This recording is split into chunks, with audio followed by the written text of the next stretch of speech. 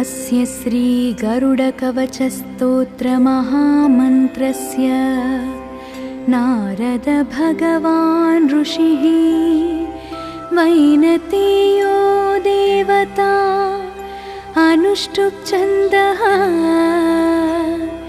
श्रीवैनतेय प्रीत्यर्थे जपे विनियोगः।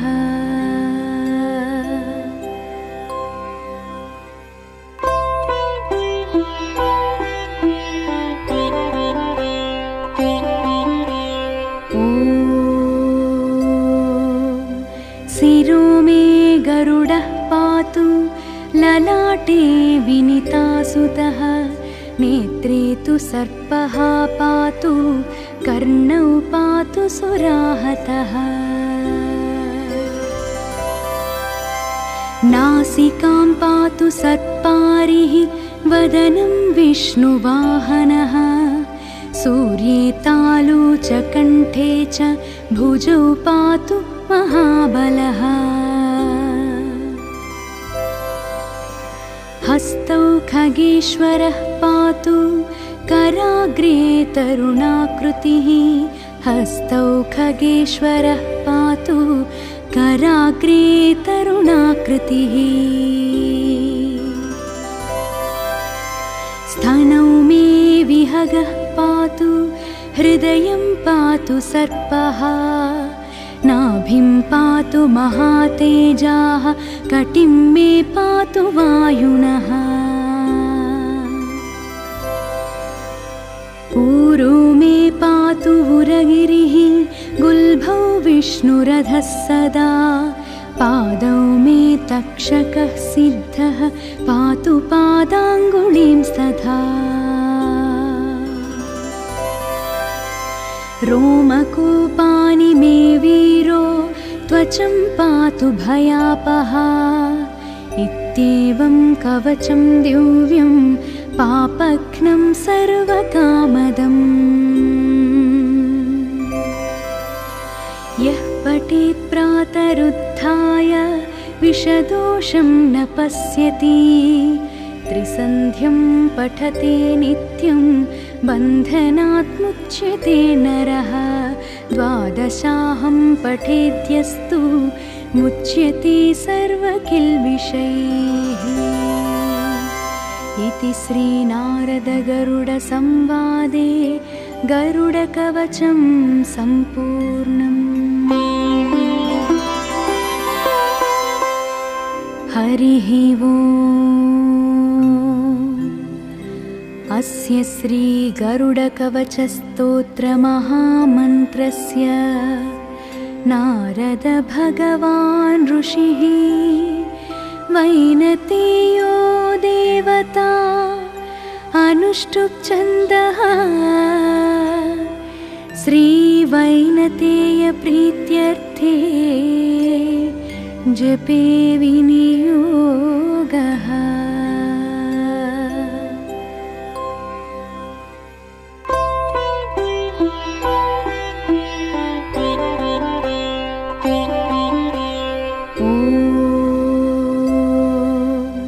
शिरो मे गरुडः पातु ललाटे विनीतासुतः नेत्रे तु सर्पः पातु कर्णौ पातु सुराहतः नासिकां पातु सर्पारिः वदनं विष्णुवाहनः सूर्ये तालु च कण्ठे च भुजौ पातु महाबलः हस्तौ खगेश्वरः पातु कराग्रे तरुणाकृतिः हस्तौ खगेश्वरः पातु कराग्रे तरुणाकृतिः स्तनौ मे विहगः पातु हृदयं पातु सर्पः नाभिं पातु महातेजाः कटिं मे पातु वायुनः ऊरो मे पातु उरगिरिः गुल्भौ विष्णुरधः सदा पादौ मे तक्षकः सिद्धः पातु पादाङ्गुलीं तथा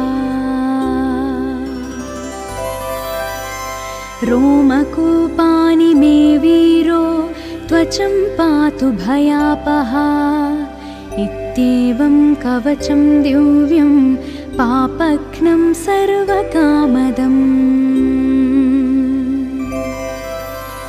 यः पठेत् प्रातरुत्थाय विषदोषं न पश्यति त्रिसन्ध्यं पठते नित्यं बन्धनात् मुच्यते नरः द्वादशाहं पठेद्यस्तु मुच्यते सर्वकिल्बिषैः इति श्रीनारदगरुडसंवादे गरुडकवचं सम्पूर्णम्। हरिः ओम्। अस्य श्रीगरुडकवचस्तोत्रमहामन्त्रस्य नारद भगवान् ऋषिः वैनतेयो देवता अनुष्टुप् छन्दः श्रीवैनतेय प्रीत्यर्थे जपे विनियोगः।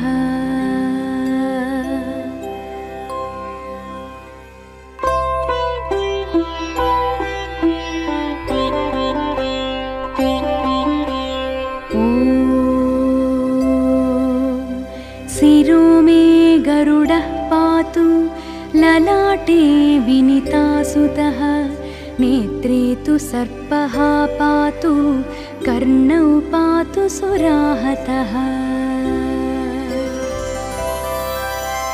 नासिकां पातु सर्पारिः वदनं विष्णुवाहनः सूर्ये तालु च कण्ठे च भुजौ पातु महाबलः हस्तौ खगेश्वरः पातु कराग्रे तरुणाकृतिः हस्तौ खगेश्वरः पातु कराग्रे तरुणाकृतिः स्तनौ मे विहगः पातु हृदयं पातु सर्पः नाभिं पातु महातेजाः कटिं मे पातु वायुनः ऊरू मे पातु उरगिरिः गुल्भौ विष्णुरधः सदा पादौ मे तक्षकः सिद्धः पातु पादाङ्गुलीं तथा रोमकूपानि मे वीरो त्वचं पातु भयापहा इत्येवं कवचं दिव्यं पापघ्नं सर्वकामदम् यः पठेत् प्रातरुत्थाय विषदोषं न पश्यति त्रिसन्ध्यं पठते नित्यं बन्धनात् मुच्यते नरः द्वादशाहं पठेद्यस्तु मुच्यते सर्वकिल्बिषैः इति श्रीनारदगरुडसंवादे गरुडकवचं सम्पूर्णम्। हरिः ओम्। अस्य श्रीगरुडकवचस्तोत्रमहामन्त्रस्य नारद भगवान् ऋषिः वैनतेयो देवता अनुष्टुप् छन्दः श्रीवैनतेय प्रीत्यर्थे जपे विनियोगः।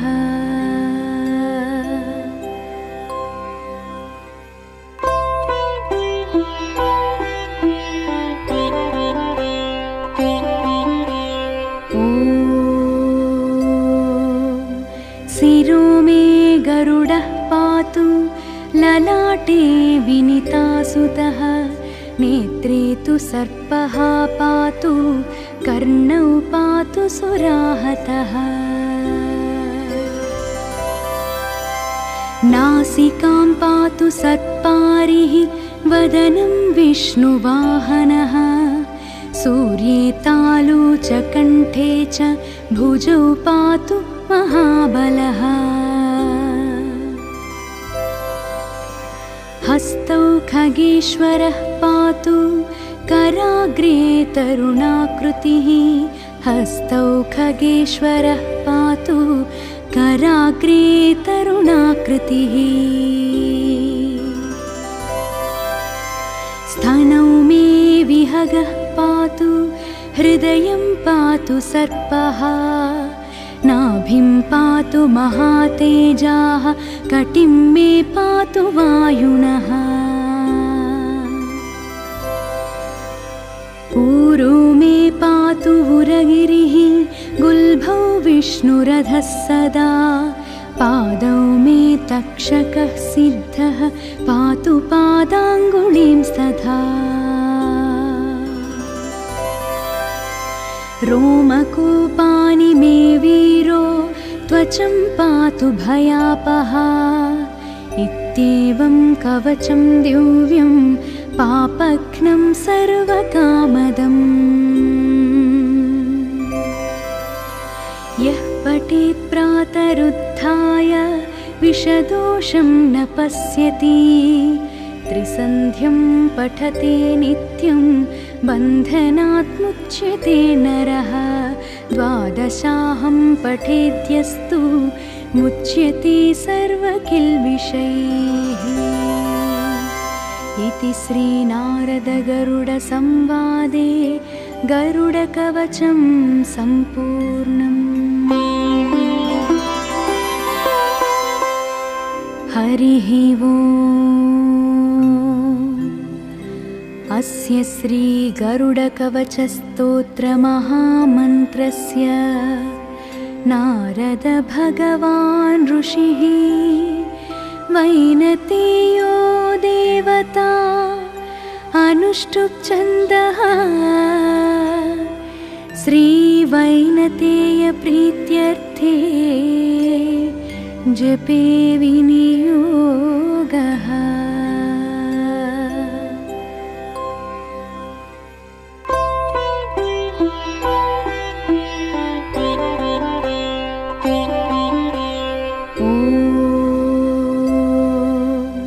शिरो मे गरुडः पातु ललाटे विनितासुतः नेत्रे तु सर्पः पातु कर्णौ पातु सुराहतः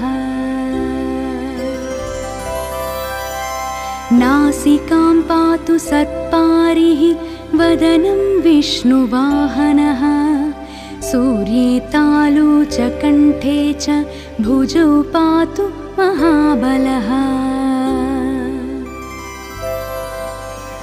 हस्तौ खगेश्वरः पातु कराग्रे तरुणाकृतिः हस्तौ खगेश्वरः पातु कराग्रे तरुणाकृतिः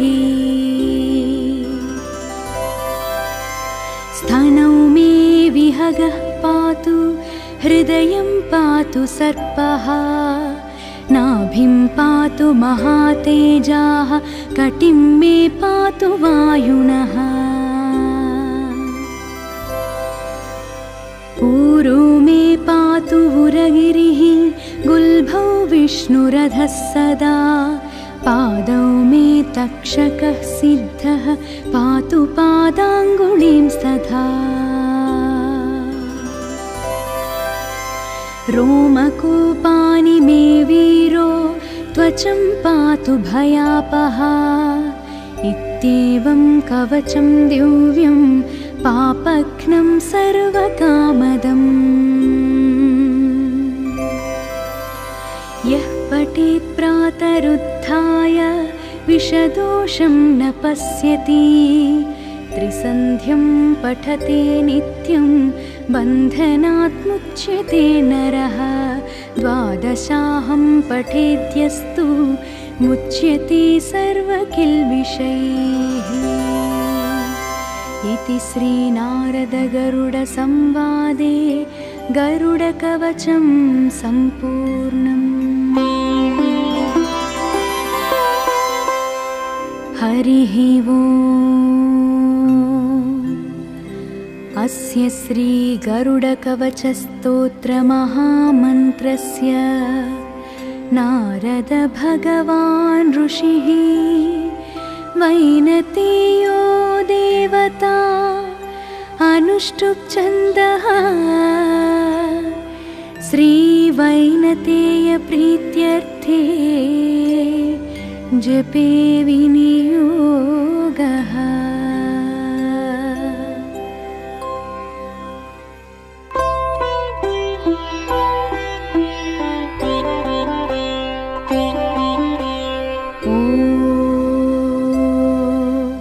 शिरो मे गरुडः पातु ललाटे विनीतासुतः। नेत्रे तु सर्पः पातु कर्णौ पातु सुराहतः। नासिकां पातु सर्पारिः वदनं विष्णुवाहनः। सूर्ये तालु च कण्ठे च भुजौ पातु महाबलः। हस्तौ खगेश्वरः पातु कराग्रे तरुणाकृतिः। हस्तौ खगेश्वरः पातु कराग्रे तरुणाकृतिः। स्तनौ मे विहगः पातु हृदयं पातु सर्पः। नाभिं पातु महातेजाः कटिं मे पातु वायुनः। ऊरू मे पातु उरगिरिः गुल्भौ विष्णुरथः सदा। पादौ मे तक्षकः सिद्धः पातु पादाङ्गुलीं स्तथा। रोमकूपानि मे वीरो त्वचं पातु भयापः। इत्येवं कवचं दिव्यं पापघ्नं सर्वकामदम्। यः पठेत् प्रातरुत्थाय विषदोषं न पश्यति। त्रिसन्ध्यं पठते नित्यं बन्धनात् मुच्यते नरः। द्वादशाहं पठेद्यस्तु मुच्यते सर्वकिल्बिषैः। इति श्रीनारदगरुडसंवादे गरुडकवचं सम्पूर्णम्। हरिः ओम्। अस्य श्रीगरुडकवचस्तोत्रमहामन्त्रस्य नारद भगवान् ऋषिः वैनतेयो देवता अनुष्टुप् छन्दः। श्रीवैनतेय प्रीत्यर्थे जपे विनियोगः।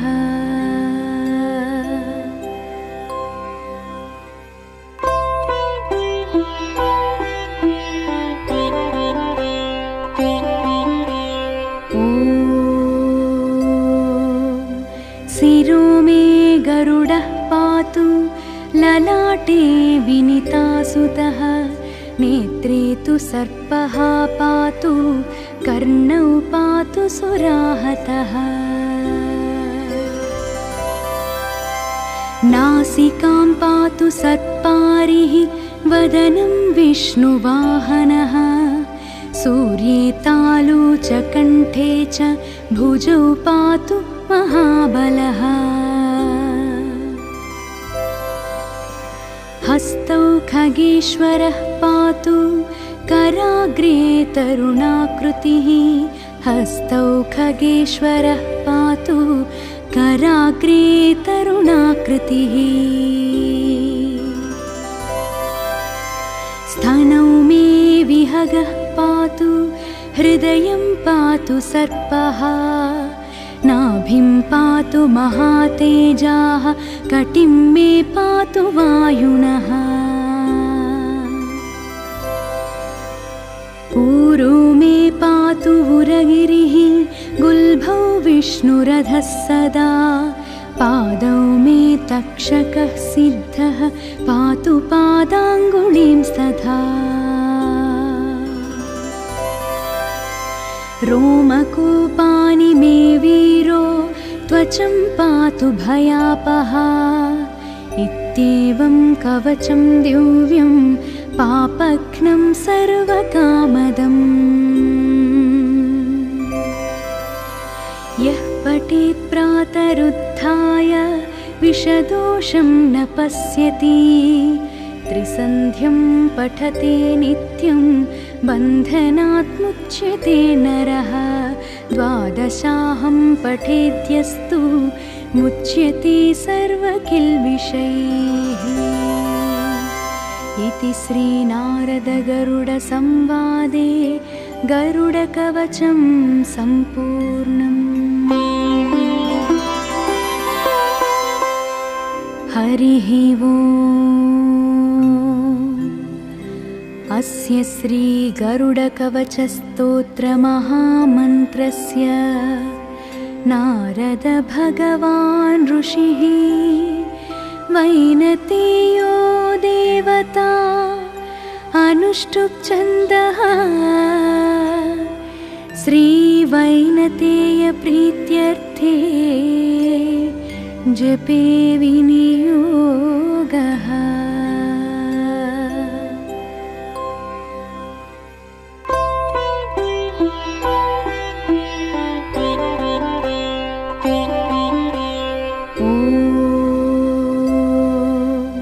शिरो मे गरुडः पातु ललाटे विनीतासुतः नेत्रे तु सर्पः पातु कर्णौ पातु सुराहतः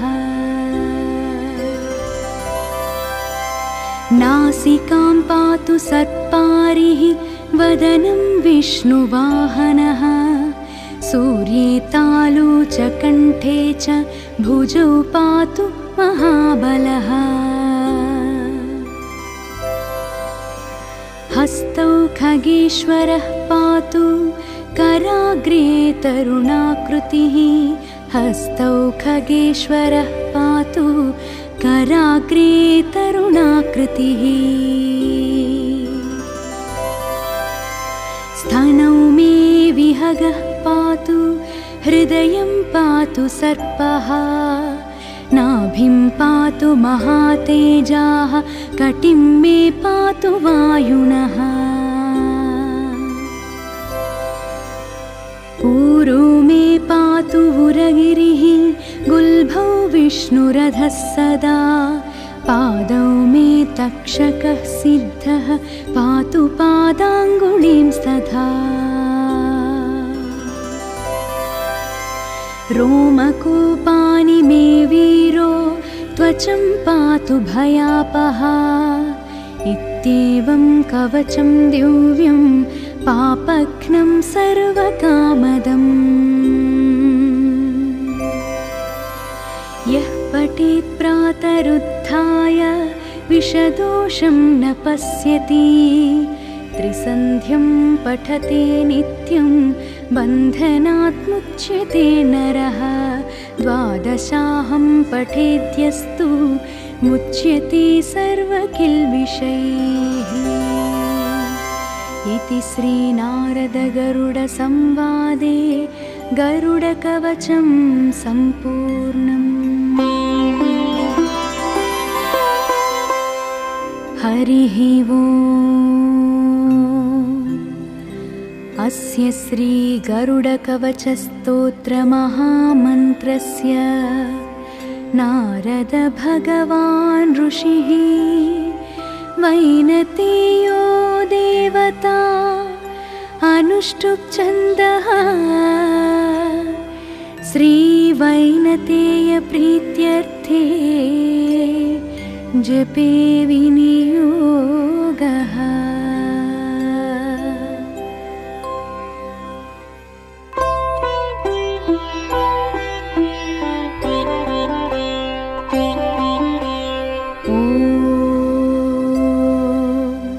शिरो मे गरुडः पातु ललाटे विनीतासुतः नेत्रे तु सर्पः पातु कर्णौ पातु सुराहतः।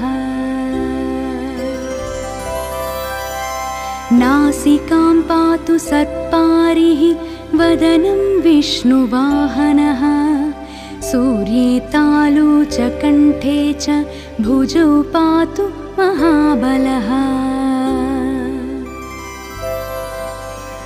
हस्तौ खगेश्वरः पातु कराग्रे तरुणाकृतिः हस्तौ खगेश्वरः पातु कराग्रे तरुणाकृतिः। स्तनौ मे विहगः पातु हृदयं पातु सर्पः नाभिं पातु महातेजाः कटिं मे पातु वायुनः।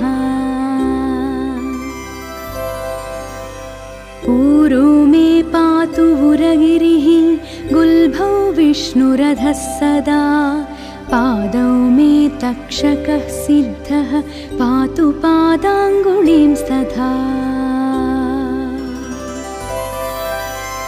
रोमकूपानि मे वीरो त्वचं पातु भयापः इत्येवं कवचं दिव्यं पापघ्नं सर्वकामदम्। यः पठेत् प्रातरुत्थाय विषदोषं न पश्यति त्रिसन्ध्यं पठते नित्यं बन्धनात् मुच्यते नरः। द्वादशाहं पठेद्यस्तु मुच्यते सर्वकिल्बिषैः। इति श्रीनारदगरुडसंवादे गरुडकवचं सम्पूर्णम्। हरिः ओम्। अस्य श्रीगरुडकवचस्तोत्रमहामन्त्रस्य नारद भगवान् ऋषिः वैनतेयो देवता अनुष्टुप् छन्दः श्रीवैनतेय प्रीत्यर्थे जपे विनियोगः।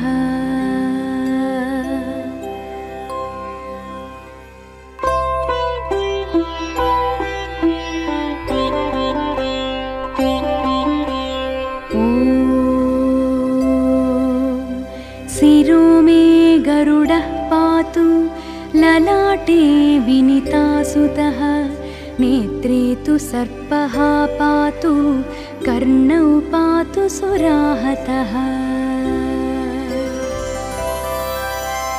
नासिकां पातु सर्पारिः वदनं विष्णुवाहनः सूर्ये तालु च कण्ठे च भुजौ पातु महाबलः। हस्तौ खगेश्वरः पातु कराग्रे तरुणाकृतिः हस्तौ खगेश्वरः पातु कराग्रे तरुणाकृतिः। स्तनौ मे विहगः पातु हृदयं पातु सर्पः नाभिं पातु महातेजाः कटिं मे पातु वायुनः। ऊरो मे पातु उरगिरिः गुल्भौ विष्णुरथः सदा पादौ मे तक्षकः सिद्धः पातु पादाङ्गुलीं स्तथा। रोमकूपानि मे वीरो त्वचं पातु भयापहा इत्येवं कवचं दिव्यं पापघ्नं सर्वकामदम् यः पठेत् प्रातरुत्थाय विषदोषं न पश्यति त्रिसन्ध्यं पठते नित्यं बन्धनात् मुच्यते नरः द्वादशाहं पठेद्यस्तु मुच्यते सर्वकिल्बिषैः इति श्रीनारदगरुडसंवादे गरुडकवचं सम्पूर्णम्। हरिः ओम्। अस्य श्रीगरुडकवचस्तोत्रमहामन्त्रस्य नारद भगवान् ऋषिः वैनतेयो देवता अनुष्टुप् छन्दः श्रीवैनतेय प्रीत्यर्थे जपे विनियोगः।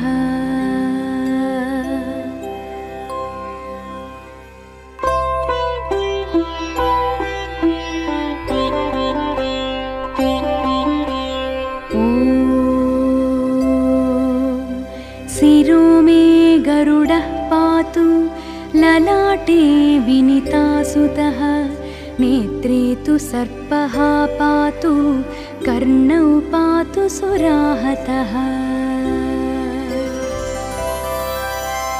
नासिकां पातु सर्पारिः वदनं विष्णुवाहनः सूर्ये तालु च कण्ठे च भुजौ पातु महाबलः हस्तौ खगेश्वरः पातु कराग्रे तरुणाकृतिः हस्तौ खगेश्वरः पातु कराग्रे तरुणाकृतिः स्तनौ मे विहगः पातु हृदयं पातु सर्पः नाभिं पातु महातेजाः कटिं मे पातु वायुनः ऊरू मे पातु उरगिरिः गुल्भौ विष्णुरथः सदा पादौ मे तक्षकः सिद्धः पातु पादाङ्गुलीं तथा रोमकूपानि मे वीरो त्वचं पातु भयापहा इत्येवं कवचं दिव्यं पापघ्नं सर्वकामदम् यः पठेत् प्रातरुत्थाय विषदोषं न पश्यति त्रिसन्ध्यं पठते नित्यं बन्धनात् मुच्यते नरः द्वादशाहं पठेद्यस्तु मुच्यते सर्वकिल्बिषैः इति श्रीनारदगरुडसंवादे गरुडकवचं सम्पूर्णम्। हरिः ओम्। अस्य श्रीगरुडकवचस्तोत्रमहामन्त्रस्य नारद भगवान् ऋषिः वैनतेयो देवता अनुष्टुप् छन्दः श्रीवैनतेय प्रीत्यर्थे जपे विनियोगः।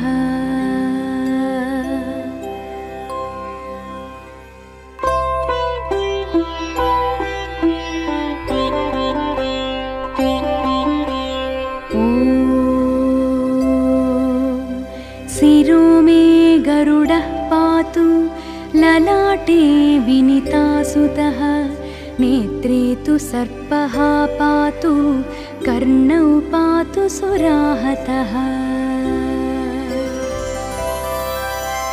नासिकां पातु सत्पारिः वदनं विष्णुवाहनः सूर्ये तालु च कण्ठे च भुजौ पातु महाबलः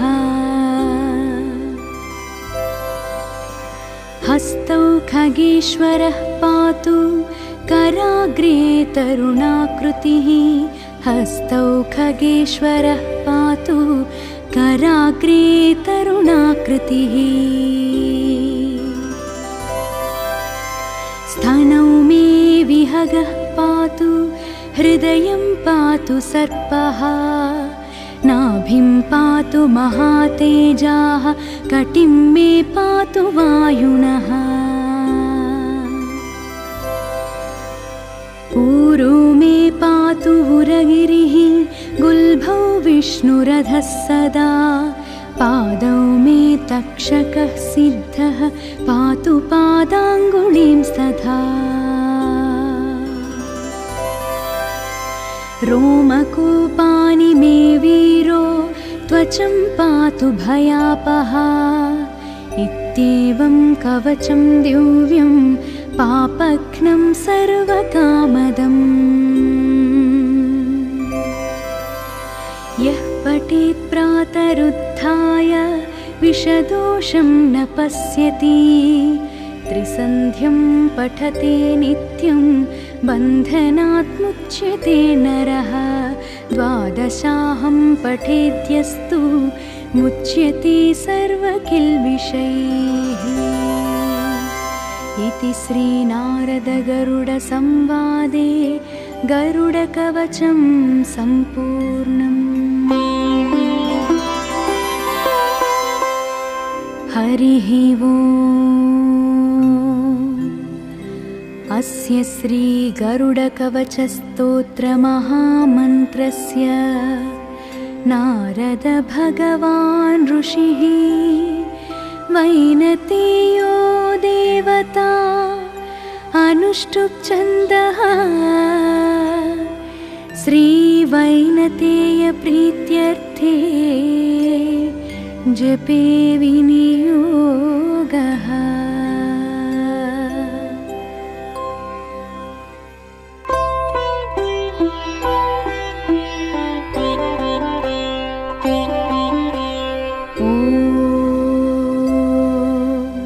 शिरो मे गरुडः पातु ललाटे विनीतासुतः नेत्रे तु सर्पः पातु कर्णौ पातु सुराहतः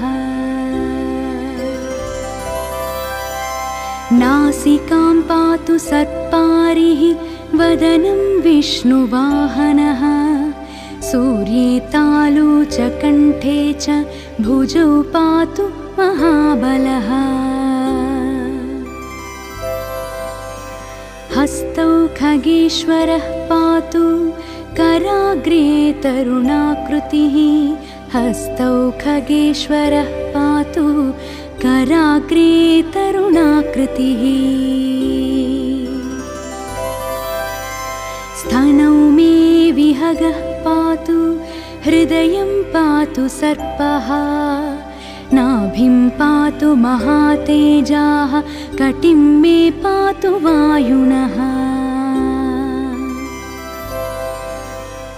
ऊरू मे पातु उरगिरिः गुल्भौ विष्णुरथः सदा पादौ मे तक्षकः सिद्धः पातु पादाङ्गुलीं तथा रोमकूपानि मे वीरो त्वचं पातु भयापः इत्येवं कवचं दिव्यं पापघ्नं सर्वकामदम्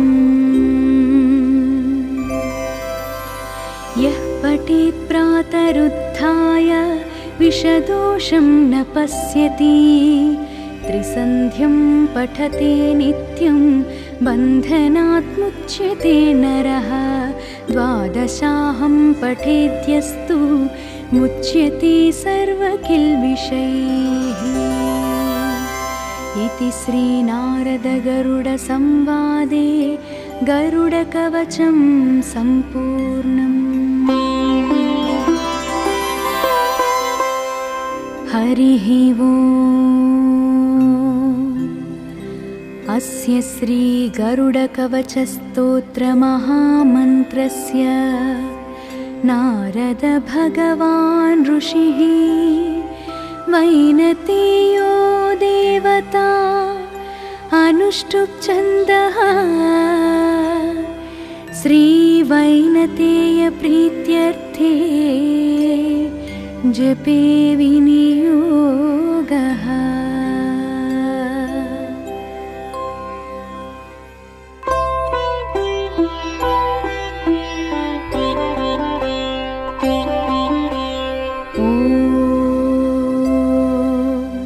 शिरो मे गरुडः पातु ललाटे विनीतासुतः नेत्रे तु सर्पः पातु कर्णौ पातु सुराहतः नासिकां पातु सर्पारिः वदनं विष्णुवाहनः सूर्ये तालु च कण्ठे च भुजौ पातु महाबलः हस्तौ खगेश्वरः पातु कराग्रे तरुणाकृतिः हस्तौ खगेश्वरः पातु कराग्रे तरुणाकृतिः स्तनौ मे विहगः पातु हृदयं पातु सर्पः नाभिं पातु महातेजाः कटिं मे पातु वायुनः ऊरू मे पातु उरगिरिः गुल्भौ विष्णुरथः सदा पादौ मे तक्षकः सिद्धः पातु पादाङ्गुलीं स्तथा रोमकूपानि मे वीरो त्वचं पातु भयापः इत्येवं कवचं दिव्यं पापघ्नं सर्वकामदम् यः पठेत् प्रातरुत्थाय विषदोषं न पश्यति त्रिसन्ध्यं पठते नित्यं बन्धनात् मुच्यते नरः द्वादशाहं पठेद्यस्तु मुच्यते सर्वकिल्बिषैः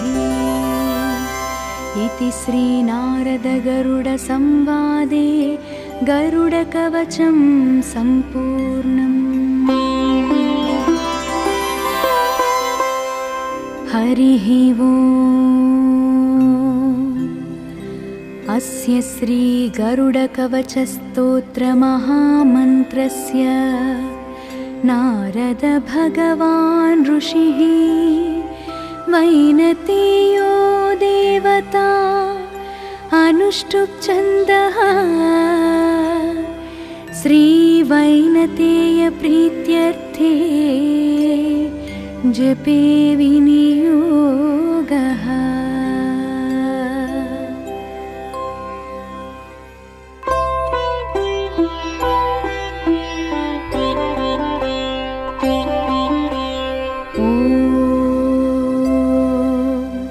शिरो मे गरुडः पातु ललाटे विनीतासुतः नेत्रे तु सर्पः पातु कर्णौ पातु सुराहतः नासिकां पातु सर्पारिः वदनं विष्णुवाहनः सूर्ये तालु च कण्ठे च भुजौ पातु महाबलः हस्तौ खगेश्वरः पातु कराग्रे तरुणाकृतिः हस्तौ खगेश्वरः पातु कराग्रे तरुणाकृतिः स्तनौ मे विहगः पातु हृदयं पातु सर्पः नाभिं पातु महातेजाः कटिं मे पातु वायुनः ऊरू मे उरगिरिः गुल्भौ विष्णुरधः सदा पादौ मे तक्षकः सिद्धः पातु पादाङ्गुलीं तथा रोमकूपानि मे वीरो त्वचं पातु भयापहा इत्येवं कवचं दिव्यं पापघ्नं सर्वकामदम् यः पठेत् प्रातरुत्थाय विषदोषं न पश्यति त्रिसन्ध्यं पठते नित्यं बन्धनात् मुच्यते नरः द्वादशाहं पठेद्यस्तु मुच्यते सर्वकिल्बिषैः इति श्रीनारदगरुडसंवादे गरुडकवचं सम्पूर्णम्। हरिः ओम्। अस्य श्रीगरुडकवचस्तोत्रमहामन्त्रस्य नारद भगवान् ऋषिः वैनतेयो देवता अनुष्टुप् छन्दः श्रीवैनतेय प्रीत्यर्थे जपे विनियोगः।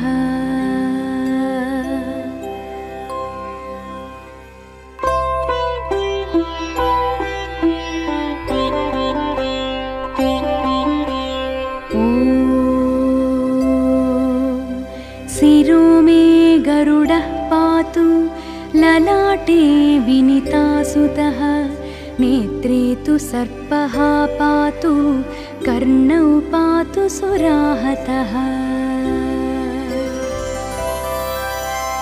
नासिकां पातु सर्पारिः वदनं विष्णुवाहनः सूर्ये तालु च कण्ठे च भुजौ पातु महाबलः हस्तौ खगेश्वरः पातु कराग्रे तरुणाकृतिः हस्तौ खगेश्वरः पातु कराग्रे तरुणाकृतिः स्तनौ मे विहगः पातु हृदयं पातु सर्पः नाभिं पातु महातेजाः कटिं मे पातु वायुनः ऊरू मे पातु उरगिरिः गुल्भौ विष्णुरधः सदा पादौ मे तक्षकः सिद्धः पातु पादाङ्गुलीं तथा रोमकूपानि मे वीरो त्वचं पातु भयापहा इत्येवं कवचं दिव्यं पापघ्नं सर्वकामदम्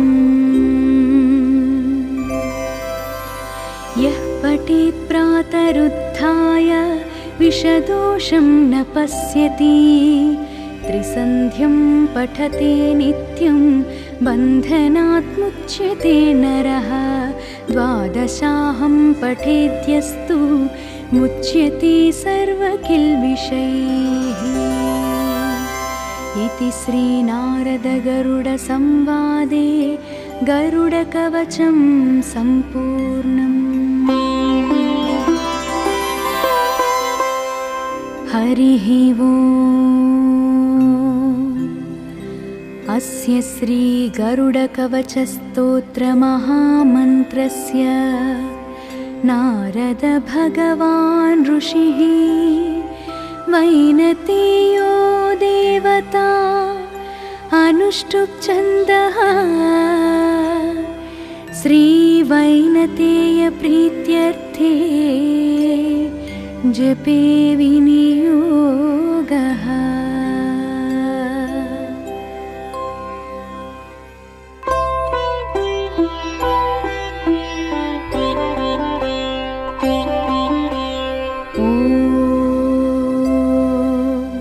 शिरो मे गरुडः पातु ललाटे विनितासुतः नेत्रे तु सर्पः पातु कर्णौ पातु सुराहतः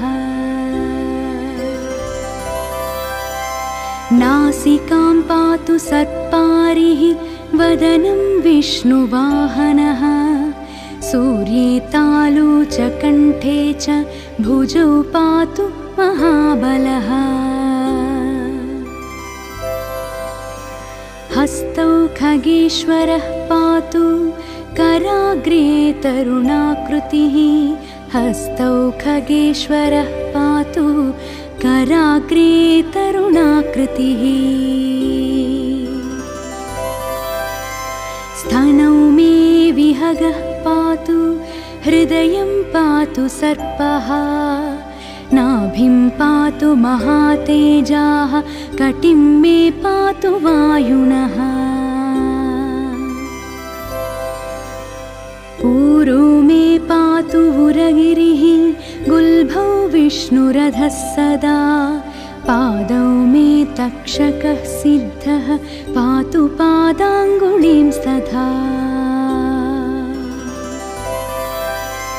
रोमकूपानि मे वीरो त्वचं पातु भयापः इत्येवं कवचं दिव्यं पापघ्नं सर्वकामदम् यः पठेत् प्रातरुत्थाय विषदोषं न पश्यति त्रिसन्ध्यं पठते नित्यं बन्धनात् मुच्यते नरः द्वादशाहं पठेद्यस्तु मुच्यते सर्वकिल्बिषैः इति श्रीनारदगरुडसंवादे गरुडकवचं सम्पूर्णम् हरिः ओम्। अस्य श्रीगरुडकवचस्तोत्रमहामन्त्रस्य नारद भगवान् ऋषिः वैनतेयो देवता अनुष्टुप् छन्दः श्रीवैनतेय प्रीत्यर्थे जपे विनियोगः।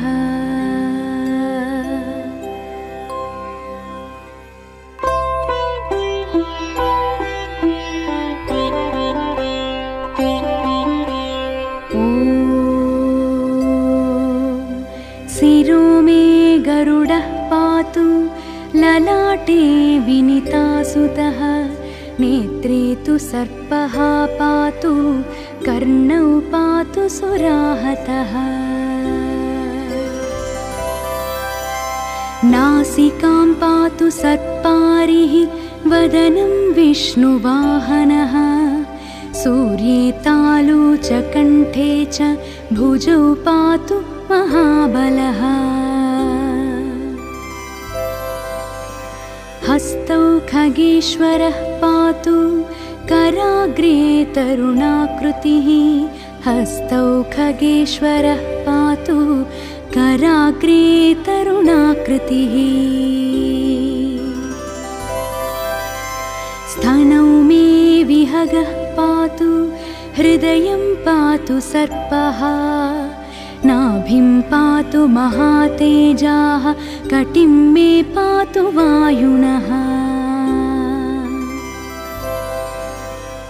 ऊरो मे पातु उरगिरिः गुल्भौ विष्णुरथः सदा पादौ मे तक्षकः सिद्धः पातु पादाङ्गुलीं तथा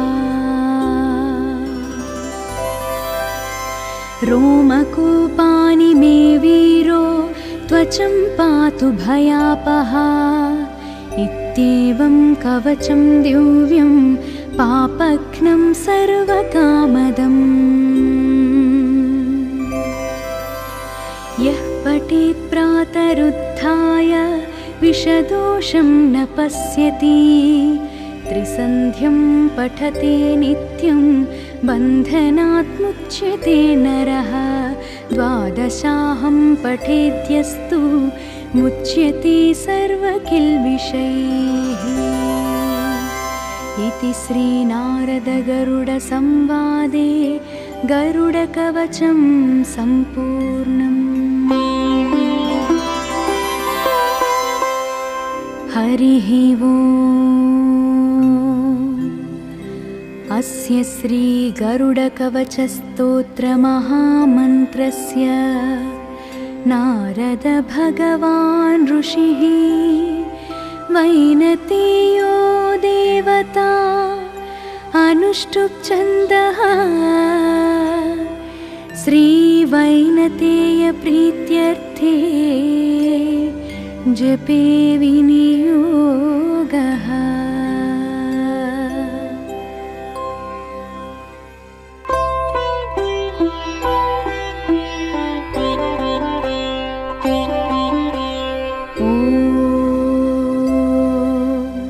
शिरो मे गरुडः पातु ललाटे विनीतासुतः नेत्रे तु सर्पः पातु कर्णौ पातु सुराहतः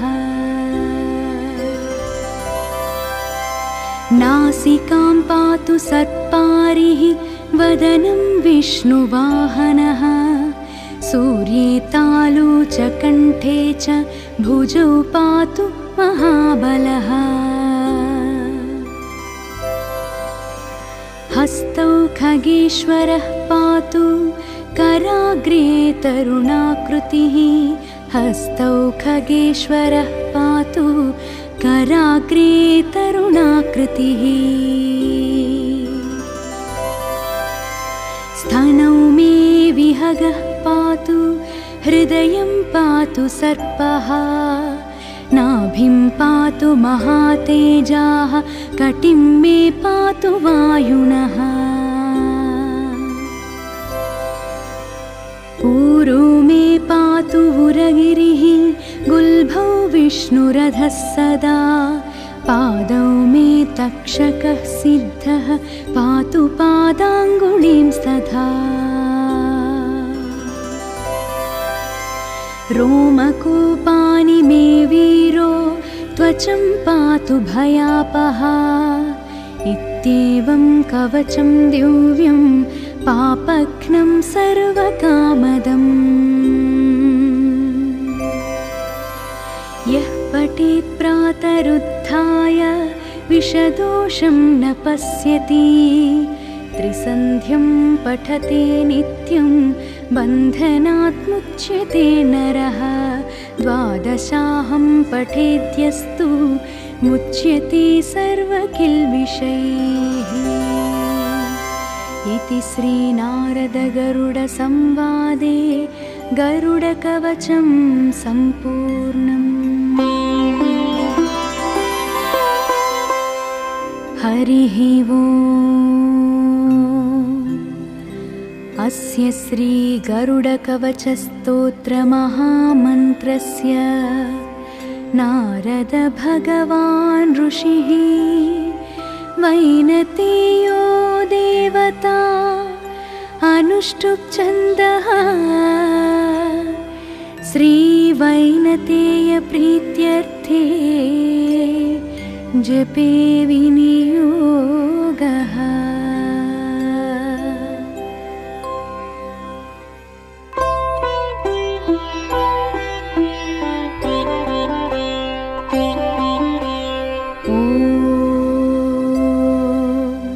शिरो मे गरुडः पातु ललाटे विनीतासुतः नेत्रे तु सर्पः पातु कर्णौ पातु सुराहतः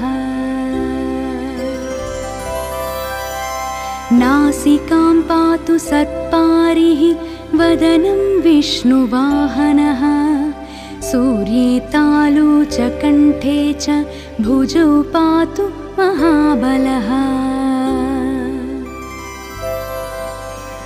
हस्तौ खगेश्वरः पातु कराग्रे तरुणाकृतिः हस्तौ खगेश्वरः पातु कराग्रे तरुणाकृतिः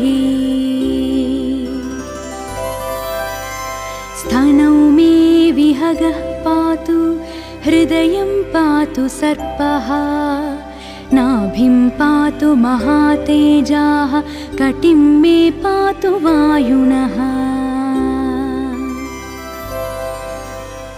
ऊरू मे पातु उरगिरिः गुल्भौ विष्णुरधः सदा पादौ मे तक्षकः सिद्धः पातु पादाङ्गुलीं स्तथा